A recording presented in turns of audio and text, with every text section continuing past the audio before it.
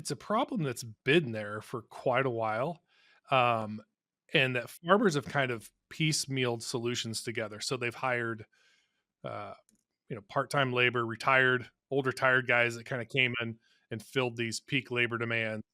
Um, that was kind of the labor solutions that have been put in place.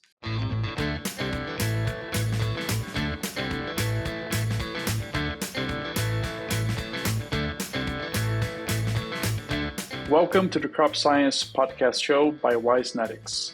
I'm your host, Leo Bastos, Assistant Professor in Integrative Precision Agriculture at the University of Georgia. Today, we welcome our guest, Matt Bose. He is the founder of Agrigrowth Consulting, based in South Dakota, and specializes in helping multi-generational farms grow strategically through peer group formation and facilitation, auxiliary business development, and succession planning. Matt, welcome to the Crop Science Podcast Show. It's really great to have you here today and a topic that is very important and that we don't cover that often enough. So to start things off, I'd like to ask you if you could share with us a little bit about your background and how you got to where you are today. Yeah, so I grew up in central Nebraska, small town, and agriculture's kind of been near and dear to my heart. I worked on a farm and ranch in central Nebraska for 9 years growing up. Clear before I could actually drive. When I had the rancher used to pick me up at my house, and I would go pretty much open gates and put out mineral with him. And he was an old guy, and I think my job was to make sure he didn't die in the sandhills of Nebraska. Um, but did that. I worked on that ranch for 9 years, clear through middle school, high school, into college, and almost all the way through college. And then, I ended up at Kansas State, where I got an undergraduate degree in agribusiness, and then migrated back north to Nebraska. Got a master's degree and MBA in agribusiness, and then spent my career working for different chemical manufacturers and running a couple different agribusinesses over the past 20 years, over and working with customers really about 7 different states, kind of in the Midwest, upper Midwest. So yeah. Nice, perfect. And can you share with us a little bit of what you've been doing these days, or not these days, but in your current role, what are some of your main activities there? Yeah, so I have my own consulting business where I work with, I would say, medium to large size farms on strategic and business development. A lot of times, their biggest pain points that they have is going to be number one is, I think we're going to talk about it today, is labor issues. They all have labor issues, and number two is they have time issues. They just don't have enough time that the managing the business has got them capped out of what they can do. So those are the businesses that I work with, and work with that. And then also found a niche of helping some farms build some diversified revenue streams. So taking some existing businesses they really have already in place and putting some structure around how to make those businesses uh, really flourish, not just kind of just simmer on the back burner, but um, to put some structure around them on how they can grow them. And a lot of times those businesses have really good margin structures, much better than their row crop businesses, and which is vital in today's ag climate. And so I found a little niche on helping them build those businesses out. Fantastic. Yeah, this is, we were talking a little bit about this earlier, but I'm so excited to be listening your thoughts on this very important topic of labor. Yeah. And to start off around that topic, for those of us in the audience that are not farmers and are not facing that firsthand, could you explain to us how big is that problem, and just how much of an important thing is in the back of farmers' heads these days? It's a problem that's been there for quite a while, um, and that farmers have kind of piecemealed solutions together. So they've hired uh, part-time labor, older retired guys that kind of came in and filled these peak labor demands. Um, that was kind of the labor solutions that have been put in place. Uh, with COVID, just like everything here, the labor just became tighter, and really got restricted. And so you're seeing that across pretty much all the farms I work with. And I think it just got to the point, maybe like a breaking point, where everybody looks around and says, "Hey, this isn't a short term effect. Like this trend is going backwards, and we can't find labor. Just like a lot of people can't. If you run a restaurant or service based business, pretty much everybody is struggling to find labor. And what I found here with that, you can't find labor, is when you don't have labor solutions, it bottlenecks all your growth opportunities. You can't think about growing your farm, and you can't think about growing any business. You're just doing what you can do with what you have. So, when you see those opportunities arise and you're like, "Oh, this would be great to capitalize on it." Your mind doesn't even allow you to open up those possibilities, because you think to yourself, "Man, how am I going to how am I going to do this with what I have?" Or I'm already working. I've already got everybody. Our labor is we're redlined right now. Like we can't work any harder, and we can't find people, so we're just shut off from any kind of growth opportunities, unfortunately. So Absolutely. And yeah, it's such a key topic. And um, yeah, especially for growers, I feel like a lot of the equipment and new technology and all these different things coming at growers are also requiring a different level of labor, right? As far as what should people be required to know to be able to operate some of this very complex equipment, and so even that adds to it as well, right? correct. And a lot of times, I think in agriculture, we've done a pretty poor job of thinking about equipment as our solution to labor problems. We think about the new sprayer going from 90 to 120 feet, and we think about all these things that John Deere pumps in front of us, and it's like, oh, can these?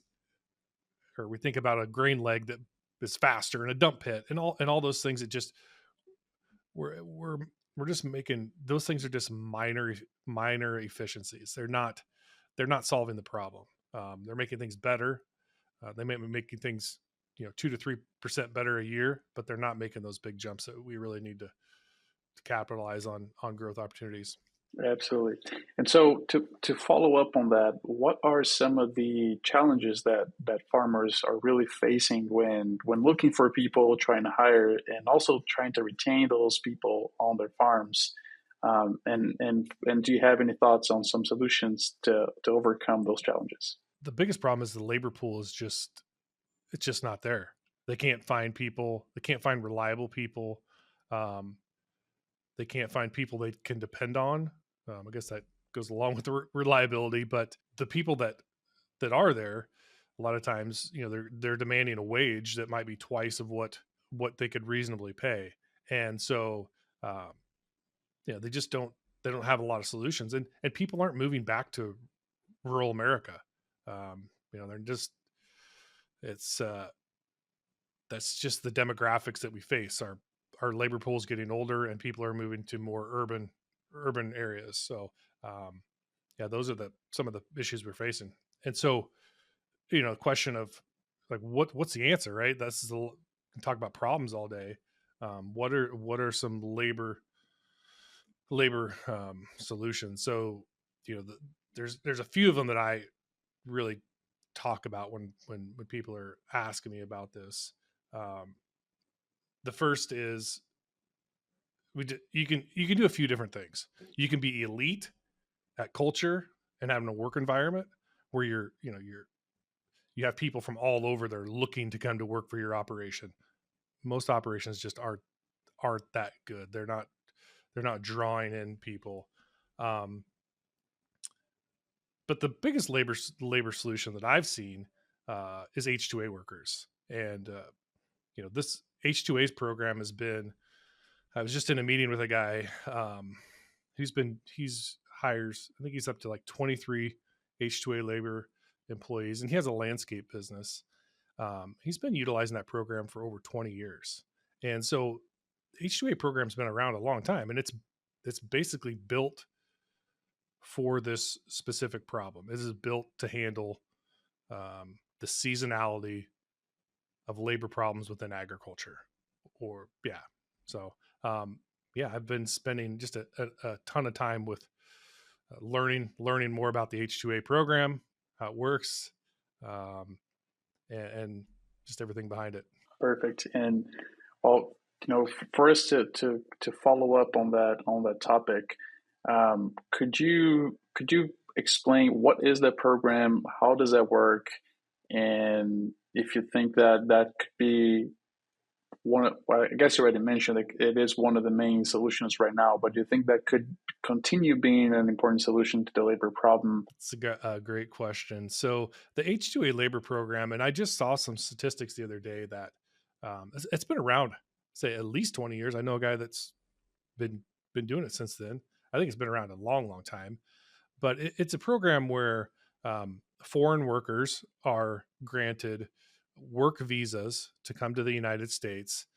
In agriculture, I would say the vast majority of businesses that I work with are either bringing in South Africans or they're bringing in Hispanic workers from Mexico. Just depend on the skills. I know there's some dairies that bring in people from Guatemala, Honduras, those things. But yeah, they're granted a visa to come here. Usually they'll work for 9 to 10 months during the growing season, I would say, and then they return back to their native country for 3 months when the during the off season. So they're really it's a program where individuals can come here, fill that labor gap, and then they don't have a permanent visa. They can't stay here, but then they usually return back to where they're from and for a few months and yeah, that's the program that's involved. And a lot of times, like South Africans, a guy tell me that he can come here. They can make a lot more money. Um, a guy tell me that he can make in 1 month coming to the United States and working within the H2A visa program, he can make as much money as he does in 12 months working in South Africa on a farm there. So that's the benefit to a worker from, like when you think about who would do that, who would come here. A lot of times they're going away from their families, who would come here, they work hard. But yeah, they're looking for opportunities just like all of us are. And a lot of times they're a highly skilled labor. They're not, they come from big farms in South Africa. They're skilled labor. They're not showing up to run a shovel all day. They're here, they're here to run John Deere's newest combine. They're skilled at it. That's kind of what it is. But some of the issues with the program is it's not a short term solution. It's from the beginning of the process to get an actual person here. You're probably looking at 4 to 6 months. So farm operations, they really have to be thinking ahead on their labor issues on what in the coming years. It can't be something where you have a guy quit in the middle of the summer and you're like, oh, I need an H2A laborer to show up and fill this void. It just doesn't. That's not how it works. So it's more of a you got to be thinking ahead. Has to be it's a labor plan rather than a reactive strategy a lot of times. So yeah, it's not a short term solution. And in fact, those businesses that I've seen run it best,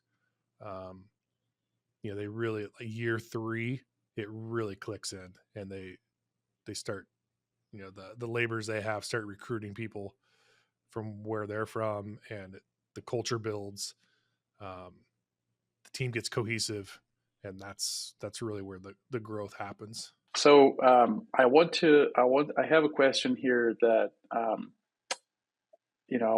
really curious to hear your thoughts on. So we talked about the issue of labor, we talked about some of the solutions, and And you did mention that the people component is probably going to be the most important one to try to solve to some extent this issue. And I mean, and we know that there's so many companies and startups and so many technology coming at growers, right? That includes machine learning, AI, machine vision, robots, automation. What are your thoughts around that? Do you think that can also become an important way to solve this issue? I think you talked a little bit about this as far as increasing equipment size, but when it comes to automation and equipment that perhaps does not require labor at all, or maybe very little of it, very little oversight. How do you see that fitting into this overall solution to labor? This is such a great question. Artificial intelligence will be like, if people haven't thought about how this will transform their farm operation. I think a lot of people, when you talk about artificial intelligence, they're thinking about drones that fly automatically, all those things that somebody's bringing technology to their farm, correct? Some big startup is bringing this technology. Artificial intelligence, I can't emphasize this enough. What a great resources this will be for decision making, strategic planning on the farm. All these things you will have. You basically can have sitting next to you all the time. Think about having the world's foremost authority on whatever subject you are trying to digest, sitting next to you, and you can ask them any question any time of the day, uh, work through scenarios.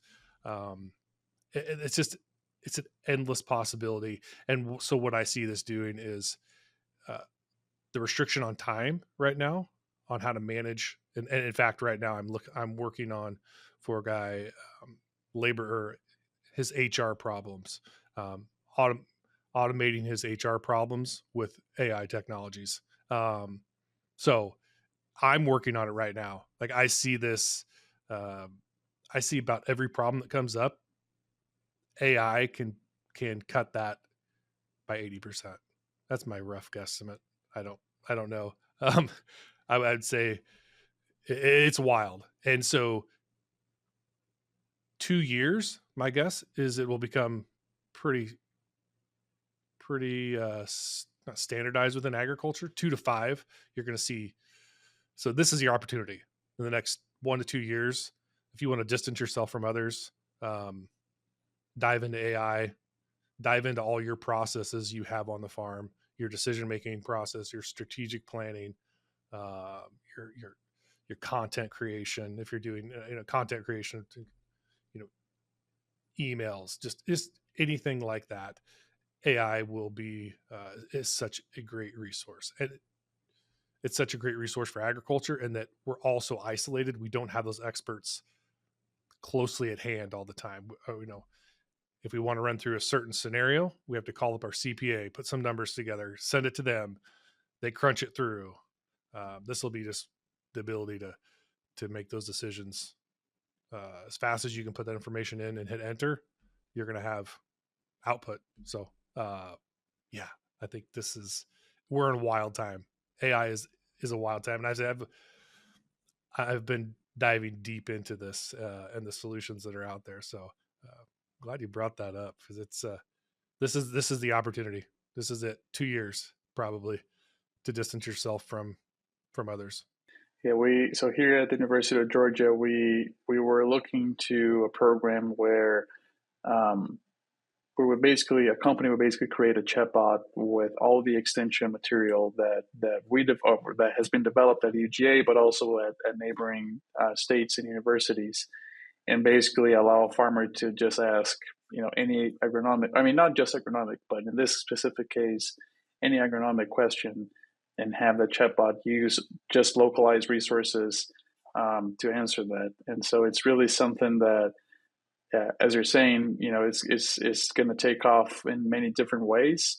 And having that extension specialist, that chatbot that has access to all this material to be able to answer you something that, of course, we're still going to need the people to create this knowledge and this content, and it's not going to replace any specialist role at all, but it's just going to help to bring that access closer to farmers. Yeah. As you were saying, a lot of times very, very, very distant from where maybe that knowledge has been created, and just having more access to it as well.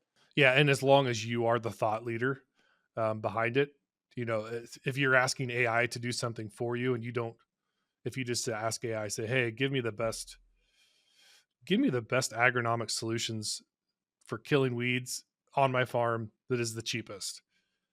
That you're asking AI to be the thought leader. But if you're the thought leader, if you say, "Hey, I farm in Central Georgia," and you start putting scenarios together. I farm 1,200. I farm 1,200 acres. I've got a 90-foot sprayer. You start putting all that stuff in. Here's the things I've always wondered about. Um, Act as the world's number one agronomist and give me, first of all, what questions did I not answer that you need to answer so you can give me a better answer. And it'll start asking you questions and then say, give me some scenarios. And yeah, that's a for instance. But yeah, as long as you are the thought leader behind it, it's a powerful tool. It's wild. It's really wild. It's crazy, Yeah. yeah. Yeah. And so let me pull this conversation a little bit to the side of the robotics and automation. So this is something that it's most likely going to happen in different moments in different industries within ag. Some industries may be at a higher pressure and requiring more of those solutions faster than others. But what do you think about that? Do you think that maybe the farm of the future would be run by robots, or is that something that we're not going to get there anytime soon? That technology will get adopted if it solves the solution and it is economical. If it makes economic sense and it solves the biggest problem, it will get adopted as fast as humanly possible. I live in a part of South Dakota that adopted biotech. The fastest in the nation was Southeast South Dakota adopted Roundup Ready, BT, triple stack corn, all those things. Almost the fastest adoption in the United States, Southeast South Dakota. Uh, Not the most progressive spot in the world, but the part of the world that needed that technology the most. And so don't underestimate what that means. If it's a true pain point and people have urgency around it and the economics made sense, watch out. Like in 2 years, we got we got Roombas basically running the countryside spraying weeds automatically. You're paired up with a neighbor, and you got a little Roomba sprayer that docks at night, goes out and sprays 20,000 acres, and that's the world we live in. So that's what I think. That's it's not that far off. We're doing the see and spray technology where we're spraying individual weeds, things like that. Yeah, so it's a great question. It's real exciting to see what's gonna happen in the near future around. I mean, around all those topics, but So it's one of the I learned this too when I worked in the ag chemical business for 20 years and worked in business. People like market share. When you're a business, market share, you can change it steadily, not giant gains. But when the giant gains happen is when new technology hits the marketplace. That's where companies like the easiest one to think about is Monsanto. Monsanto was really just a fledgling company. It brought new technology came to the marketplace, and then market share switches dramatically. Um, so with big technology changes, farms, if they want to get like, this will be the opportunity uh, for those big market share switches. No longer growing at 3% a year. Think about 30% a year. 30, just like those kind of changes. huge leaps. Yeah. The huge leaps will come with like some disruptive technology, which AI is disruptive. There's no doubt about it. It's disruptive technology. So Absolutely. So I before we get to our last three questions, I do want to ask you. We have so many important topics that we could talk about today, but I do want to save some time for one last question here on the technical side. So you mentioned in the beginning that one of your activities with growers is helping them to identify ways to diversify their farming operation, right? And so, I guess what my question to you is, for growers that are trying to do that, what steps should those growers take to start growing diversification opportunities in their farm? The interesting thing about that question is, from what I've found, almost 90% of the time is they already have a business. They already have a diversified, they have they may not have thought about it like that. They've got a business where they started hauling manure for a neighbor, or they did some drain tiling for somebody, or they've done uh, custom work. So they already have these businesses. Somebody came to them with a problem, and they had a little solution, and they probably had labor workforce, so they solved that solution. Um, it's just that they've never really thought about growing that business and thought about the customer. Um, that's probably the number one key that I see out there. There's a disconnect between growing a commoditized product where you're growing bushels for dollars. Like, you don't really care. Somebody's going to buy it, correct? Like, if you grow, the price is dictated, but somebody's going to buy it.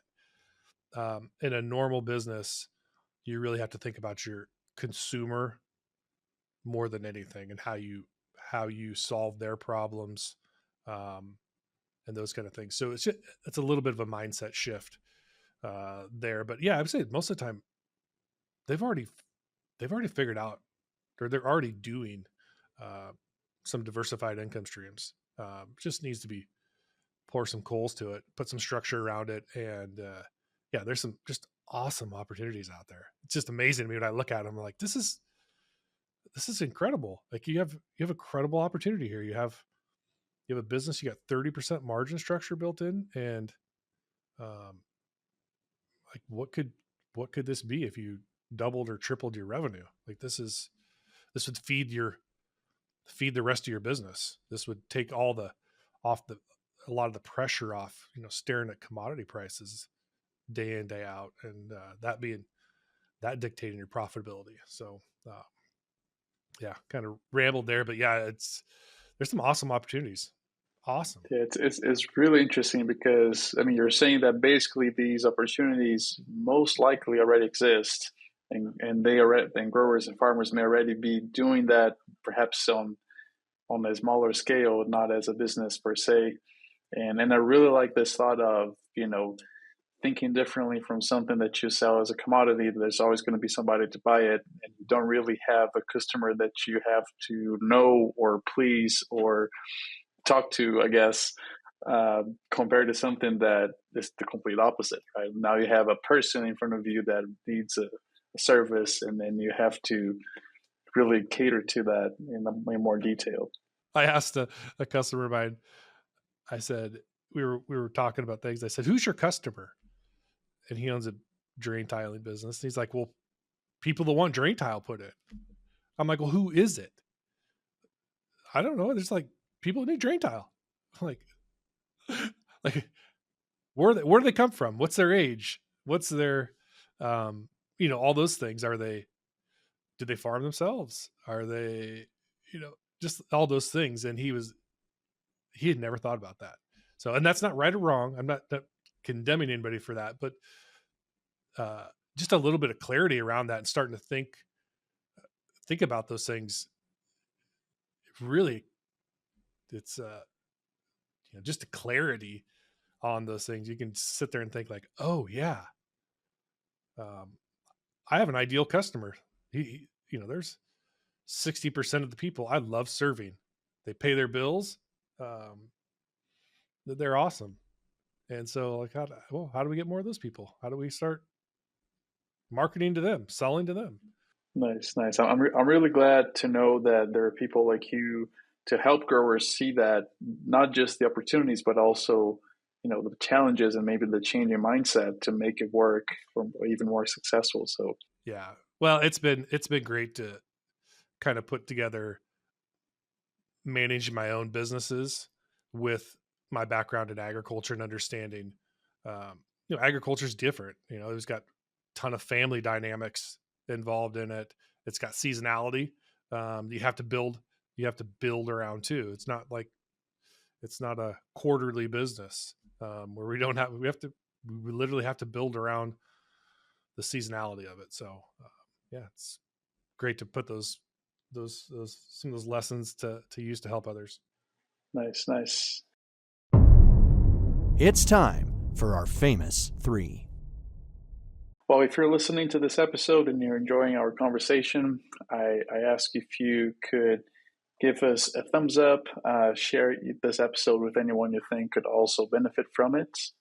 And we're getting towards our last three questions of the episode. So, Matt, Yes. these are questions that we ask every guest. And to begin with, I would like to ask you if you have any resource that is related to agriculture that you've used in the past and has really helped you and you think could be also useful to our audience. Yeah. So I still say I have it right next to me. And he was a mentor to me in this business.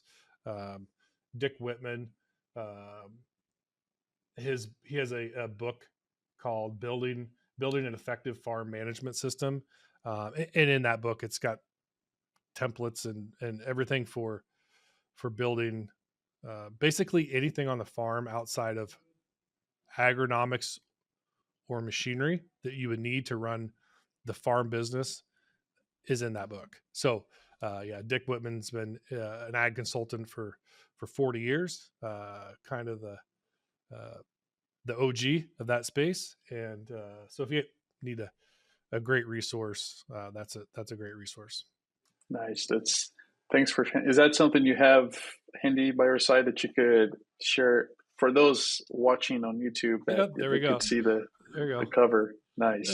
it's right next to me. Nice, So, nice. Perfect. So our next question here of the three is very similar, but non-technical, right? So do you have any resources that are not related to ag directly, but that you would like to share with our audience? yeah. So the biggest resource that I have in that has helped me the most is a peer group or a mastermind of individuals, uh, like-minded individuals that are on a similar path. Surrounding myself with those people who will help me along my journey. So if you haven't, um, a lot of times in agriculture, we're in rural America. We don't have people around us that are on similar paths, or if we're, a lot of times that we think differently than others. And so it's like, how do you surround yourself with more of those people that when you bring a crazy idea out there, like, that's not a crazy idea. Like, I did that. I'm just 2 steps ahead of you. Like, that's not a crazy, like, don't do what I did. Let me help you. And let's grow together. Let's grow together as a small group. Um, yeah, that's super powerful. Those concepts have been written about. I think I first read about it. There's a book called Think and Grow Rich. Talked about like the Rockefellers and the Fords. That was a lot of their successes. They put groups together and learned together, and um, that was over 100 years ago. So, Fantastic. Do you have any thoughts about, so if let's say we have growers listening and they would be interested in either starting or maybe joining one, are there ways to facilitate that you could recommend? yeah, I mean, the easiest way is and this is from my own experience, and I do facilitate and form peer groups because 90% of the battle with the peer group is putting the right people together. Um, that's 90% of the battle. It's just putting the right people in the right room. Um, but yeah, if you haven't ever looked at it, uh, just start digging into some structures out there and thinking about people locally. Even if uh, thinking about people locally, you're like, oh, I would like to spend some more time with this person growing a business. One of the drawbacks in agriculture is that we're a commoditized business, and we are often competing against our neighbors. No, not often, like sometimes we are really competing against our neighbors. So it's tough to be super vulnerable with somebody who's close to us. A lot of times we need to go outside of our competitive circle to really be vulnerable, share share share things, and make those truly powerful. And so our last question here is, through your experience, what do you think are the skills or skill set that sets successful crop professionals apart? I think it's just like any business. It's mindset. Um, it, it, that sounds just dull, but it's just letting your mind think about like what the possibilities are. Um, I mean, we should all be scared to death of what resides between our ears. Will stop more opportunities than anything. So I think mindset is the biggest thing that uh, we just need to look at or have somebody else help us with and change that. That's just a little bit of shift in your mindset from somebody. I think we've all had it where somebody that says, uh, you know, you're a great, they point out something to you like you're a great public speaker, or, um, you know, then it just changes your mind. And next thing you know, guess what? You're like, oh, I'm a great public speaker. I'm really good at this skill. Somebody changed your mindset, right? So um, that's just it's an amazing skill, something I work on all the time, and try to surround myself with people who help me with that as much as possible. Nice. It's really interesting because, I don't know if that was a coincidence. Most likely not. But both your answer to the resource and to the skill set are connected, right? Is like your resource is being part of a group that perhaps helps you to see things in a different way and encourage you to go to do things that you're excited about. So Yeah, it's really cool to notice that. Yeah. yeah. And so it is, they are connected, right? And a lot of times with mindset or like a growth mindset, it is often people, you can't see it in yourself. You can't see your own flaws. Um, you can't see what you just don't know. And so if you have somebody else that says, hey, you're looking at this completely wrong, or you don't see your own problem right here. It's huge. Well, Matt, thank you so much for being our guest today. I really enjoyed our conversation, learned a lot of new things about labor issues and some of the potential solutions to that. Really, really enjoyed the conversation. It was a different topic and a very important one to talk about. So thanks for being our guest today. All right. Thanks, Leo.